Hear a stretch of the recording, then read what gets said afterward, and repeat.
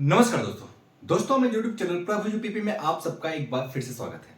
दोस्तों आज हम जो है हिंदी के एक बहुत ही इंपॉर्टेंट चैप्टर्स को पढ़ने वाले हैं। दोस्तों क्रिया से जो है अक्सर एक प्रश्न पूछा जाता है, जैसा कि हमने इसके पहले संज्ञा और सर्वनाम और विशेषण, संज्ञा सर्वनाम विशेषण इन तीनों को खत्म किया था। उसी के आगे हम बढ़ते हुए आज हम जो है क्रिया को पढ़ेंगे। दोस्तों क्रिया की जो परिभाषा है उसको सबसे पहले हम देखते हैं कि जिस शब्द से किसी काम के होने, क्या लिखा है, जिस शब्द से किसी काम के होने या फिर करने का बोध होता हो। ठीक है, जिस शब्द से किसी भी काम को करने या होने का बोध हो वही क्या कहलाता है, हमारा क्रिया कहलाता है। अब दोस्तों जो क्रिया होता है वो दो प्रकार का होता है, पहला सकर्मक और दूसरा अकर्मक। सबसे पहले हम सकर्मक को देखेंगे। सकर्मक क्रिया की जो परिभाषा है वो है जिसके द्वारा कर्म, ऐसी क्रिया जिसके द्वारा कर्म होने या होने की संभावना व्यक्त हो, है ना। ऐसा क्रिया या ऐसी क्रिया जिसके द्वारा कर्म होने या होने की संभावना व्यक्त होता हो वही क्या कहलाता है, सकर्मक क्रिया कहलाता है। इसको सिंपल लैंग्वेज में आप इस तरीके से देखिए, ऐसा वाक्य जिसमें क्रिया के साथ कर्म लगा हो वो क्या कहलाता है, सकर्मक कहलाता है। ठीक है, एग्जांपल देख लीजिए, राम क्रिकेट खेल रहा है। इस राम क्रिकेट खेल रहा है जो ये वाक्य है, इसमें राम हमारा कर्ता हो गया और खेल रहा है ये क्या हो गया, हमारा क्रिया हो गया खेलना, और क्रिकेट क्या हो गया, कर्म हो गया। अब देखिए क्रिया के साथ यहां पे कर्म है, क्या खेल रहा है, राम क्या खेल रहा है, तो आप पाएंगे कि क्रिकेट खेल रहा है। क्या खेल रहा है, क्रिकेट खेल रहा है। तो ये कर्म जो है ना क्रिया के साथ लगकर ये क्या बना देता है, इस वाक्य को एक सकर्मक क्रिया वाला वाक्य बना देता है। अब अकर्मक क्रिया की परिभाषा को देख लीजिए, जिसके साथ कोई कर्म न हो। यहां पे क्या था, कर्म था, है ना, ऐसी क्रिया जिसके साथ कर्म था, लेकिन यहां पे क्या है, क्रिया के साथ कर्म न हो तथा क्रिया का फल जो है सीधा कर्ता पर पड़ता हो। ठीक है, फल या प्रभाव आप कह सकते हैं। राम हंसता है, देखिए एग्जाम्पल क्या है, राम हंसता है। राम हंसता है में क्या है, देखिए हंसना क्या हो गया, क्रिया हो गया, और राम क्या है, करता है। कहीं कर्म दिखा, नहीं दिखा। तो यहां पे हंसना का सीधा प्रभाव है ना, क्रिया का सीधा प्रभाव किस पे पड़ रहा है, राम पे पड़ रहा है। तो यही कह रहा है। ठीक है, ये हमारा सकर्मक अकर्मक क्रिया का परिभाषा हो गया। अब हम बारी बारी करके दोनों के प्रकारों को देख लेते हैं कि इनके प्रकार कितने होते हैं। सकर्मक क्रिया हमारी जो है तीन प्रकार की होती है। कितने प्रकार की होती है, तीन प्रकार की होती है। अकर्मक क्रिया दो प्रकार की होती है। ठीक है, पहली जो सकर्मक क्रिया होती है वो होती है पूर्ण सकर्मक क्रिया। क्या है, पूर्ण सकर्मक क्रिया। दूसरा है अपूर्ण सकर्मक क्रिया। तीसरी है संयुक्त सकर्मक क्रिया। ठीक है, पहले हम देखते हैं पूर्ण सकर्मक क्रिया को। पूर्ण सकर्मक क्रिया का जो परिभाषा है वो कुछ इस प्रकार है, ऐसी क्रिया जो अपने अर्थ को स्वतः पूर्ण व्यक्त करने में समर्थ हो या सक्षम हो। ठीक है, मतलब उसको जो है किसी की सहायता नहीं लेनी पड़ती है। जैसे सीता गाना गा रही है, सीता गाना गा रही है, सीता हमारी क्या हो गई, कर्ता हो गई, गाना क्या हो गया, कर्म हो गया, और गा रही है ये क्रिया हो गया।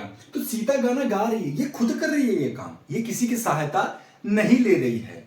सीता गाना गा रही है, तो ये जो गाना गा रही है ये खुद ही तो गा रही है। अभी यहां पे ये होता कि राम खेत जोतवा रहा है, राम खेत जोतवा रहा है, तो राम खेत खुद नहीं जोत रहा है। अगर ये होता कि राम खेत जोत रहा है तो ये हमारा जो है पूर्ण सकर्मक क्रिया हो जाता। लेकिन राम खेत जोतवा रहा है, ये खुद तो नहीं कर रहा ना, ये दूसरे से जोतवा रहा है खेत, तो वो हमारा जो है पूर्ण सकर्मक क्रिया में नहीं आता।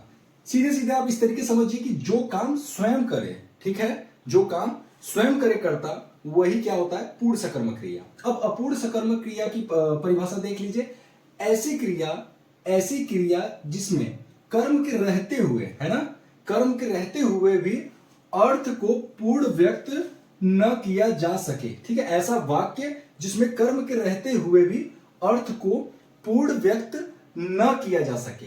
अभी मैं इसका जब परिभाषा बताऊंगा ना तब आपको समझ में आएगा। देखिए सिंपल है, इसको इस तरीके से देखिए कि जैसे एग्जाम्पल मैंने लिखा हुआ है कि आपने मुझे प्रतिनिधि क्यों चुना। आपने मुझे प्रतिनिधि क्यों चुना। अब अगर यहां से प्रतिनिधि नहीं रहता तो सेंटेंस क्या हो जाता, आपने मुझे क्यों चुना, है ना। लेकिन यहां पे चुनाव किस चीज का हो रहा है, क्या पता चल रहा है, नहीं पता चल रहा है। जब आप प्रतिनिधि एक पूरक शब्द लगा देते हैं, ठीक है, वाक्य को पूर्ण करने के लिए ये प्रतिनिधि एक शब्द जो कि पूरक है, यहां पे पूरक का काम कर रहा है। पूरक शब्द वो शब्द होता है जो कि किसी वाक्य में लगकर उसके अर्थ को क्या करता है, पूर्ण करता है ना। आपने मुझे प्रतिनिधि क्यों चुना, आपने मुझे टीम का कप्तान क्यों चुना, ठीक है। तो ये पूरक शब्द जो है ना, यही पूरक शब्द लग के इस वाक्य को पूर्ण कर रहा है, ठीक है, प्रतिनिधि। अगर ये प्रतिनिधि नहीं होता तो ये वाक्य क्या होता, अपूर्ण होता, क्योंकि पता नहीं चलता कि क्या चुनाव हो रहा है, किस चीज के लिए चुना जा रहा है ना। लेकिन यहां पे प्रतिनिधि लगने से ये क्लियर हो गया कि प्रतिनिधि चुना गया है। दोस्तों अगला हमारा संयुक्त सकर्मक क्रिया। संयुक्त सकर्मक क्रिया वो क्रिया होती है जो दो या दो से अधिक क्रियाओं के मेल से बनती है, ठीक है। जैसे इसमें जो पहली क्रिया होती है वो मुख्य होती है और दूसरी क्रिया पहली क्रिया को अर्थ में विशेषता प्रकट करती है। एग्जाम्पल देखते हैं तो क्लियर होगा। मोहन बाजार पहुंच गया, मोहन कर्ता हो गया, बाजार कर्म हो गया और पहुंच और गया ये दोनों क्या है, क्रिया है। गया मतलब ये भी क्रिया, पहुंचना मतलब ये भी क्रिया। लेकिन जो पहुंच है, जो पहुंचना है, ये हमारी मुख्य क्रिया है और दूसरी क्रिया क्या है, गया, ठीक है। तो ये जो गया है, ये पहुंचना, ये क्या कर रही है, विशेषता प्रकट कर रही है। ये हमारे जो है सकर्मक क्रिया के तीनों जो पार्ट्स हैं ये यहीं पे कंप्लीट होते हैं। अब दोस्तों हम देखेंगे अकर्मक क्रिया के दोनों भाग को। अब दोस्तों जो अकर्मक क्रिया है ये दो प्रकार का होता है, जैसा कि मैंने पहले ही बताया, पूर्ण अकर्मक क्रिया और अपूर्ण अकर्मक क्रिया। पूर्ण अकर्मक क्रिया की परिभाषा कुछ इस प्रकार है कि ऐसी क्रिया जिन्हें अपनी पूर्णता व्यक्त करने हेतु पूरक शब्द की आवश्यकता नहीं पड़ती है। समझ में आया मेरी बात। ऐसी क्रिया जिन्हें अपनी पूर्णता व्यक्त करने हेतु पूरक शब्द की आवश्यकता नहीं पड़ती है। जैसे अगर रोना आ गया, सोना आ गया, दौड़ना, हंसना, कुछ इस प्रकार से अगर क्रियाएं आती है तो वो क्या कहलाएंगी, पूर्ण अकर्मक क्रिया कहलाएंगी। जैसे राम सोता है, ठीक है। तो यहां पे इसे किसी पूरक शब्द की आवश्यकता पड़ रही है, वाक्य को पूर्ण करने के लिए किसी पूरक शब्द की आवश्यकता तो पड़ नहीं रही है, ये काफी है अपने आप में ये क्रिया। तो राम क्या कर रहा है, सो रहा है बस। और कर्म, चूंकि ये अकर्मक क्रिया है तो यहां पे कर्म का कोई मतलब नहीं होता है। अब राम दौड़ रहा है, राम दौड़ रहा है, यहां पे भी देखिए, है ना, दौड़ना क्या हो गया, हमारा क्रिया हो गया। यहां पे किसी भी पूरक शब्द की आवश्यकता नहीं पड़ रही है, यही कह रहा है, ये अपने आप में पूर्ण होता है। अपूर्ण सकर्मक अपूर्ण अकर्मक क्रिया। अपूर्ण अकर्मक क्रिया की परिभाषा कुछ इस प्रकार है, ऐसी क्रिया जिन्हें पूर्णता व्यक्त करने के लिए कर्ता से संबंध रखने वाले किसी पूरक शब्द की आवश्यकता पड़ती है। दूसरा वाला जो है अपूर्ण अकर्मक क्रिया में क्या होता है कि किसी पूरक शब्द की आवश्यकता पड़ेगी। आप एग्जांपल देखिए, अभी क्लियर होगा। पहला जो एग्जांपल है, वह धोखेबाज निकली, वह धोखेबाज निकली। तो धोखेबाज क्या हो गया, यहां पे एक पूरक शब्द हो गया। अभी मैं बोलता वह निकली, क्या निकली, कुछ पता चल रहा, वाक्य पूरा हो रहा है, कुछ अर्थ स्पष्ट हो रहा है, नहीं हो रहा है। अभी मैं यहां पे धोखेबाज लगा देता हूं तो वह धोखेबाज निकली, अब ये वाक्य पूरा हो गया, ठीक है। वह बेईमान निकला, वह बेईमान निकला। अभी मैं यहां पे बेईमान यहां पे हटा दूं तो क्या बोलेंगे, वह निकला, क्या निकला, कुछ भी नहीं पता चल रहा, कुछ भी अर्थ स्पष्ट नहीं हो रहा है। जब मैं यहां पे बेईमान लगा देता हूं तब अर्थ क्या हो जाता है, स्पष्ट हो जाता है। यही धोखेबाज और बेईमान एक पूरक शब्द है।